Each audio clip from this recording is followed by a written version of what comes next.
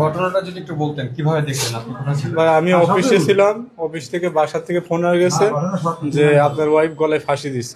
আমি লগে লগে ফোন পাওয়ার সাথে সাথেই বাসায় এসে দেখি দরজা ভাঙা, এইভাবে গলায় ফাঁসিতে পড়ে আছে। আপনার ছেলে মেয়ে কয়জন? একজনই ছেলে, 1.5 বছর বয়স। আপনাদের কোনো ঝগড়া হয়েছিল? না, আমাদের কোনো ঝগড়া ফসাদ কিচ্ছু হয় না। আমি দুপুরবেলা ভাত ভালো মতো খেয়ে গেছি, এরপরে আমার সাথে আর কথা হয় নাই। কি নাম আপনার? ওয়াইফের নাম হলো লিমা। দেশের বাড়ি কোথায়? দেশের বাড়ি আর বরিশাল, পটুয়াখালী। আপনার পুলিশ খবর দিয়েছেন? যে পুলিশ বলে খবর দিয়েছে শুনলাম। আমি তো আর জানি না ভাই। যে আমি তো চাকরি করি, তো আমি বাসায় আসছি, আইসা দেখি যে আপুর বাচ্চা কাঁদতেছে। তো আমি বললাম যে কাঁদতেছে কেন? প্রথমে দরজা নক করছি যে আপু দরজা খুলে, আরাফাত কান্দে কেন, কান্দে কেন? পরে দেখি কোনো সারা শব্দ নাই।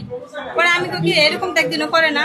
পরে আমি এবার কি করলাম, দুয়ারের নিচে তাকাইছি, তাকানোর পরে দেখি ঝাড়ি অবস্থা। পরে আমি কি করছি, যে বাইরে লড়াইকে নিয়ে আসছি। এই এতটুকু। কতক্ষণ আগে ঘটনা এটা? এই তো সব মিলে ঘন্টাখানি করবো, 7:30। এখন তো পুলিশ আসেনি, না পুলিশকে না কল এখন দেওয়া হয়েছে কিনা? হ্যাঁ হয়েছে, আসছে।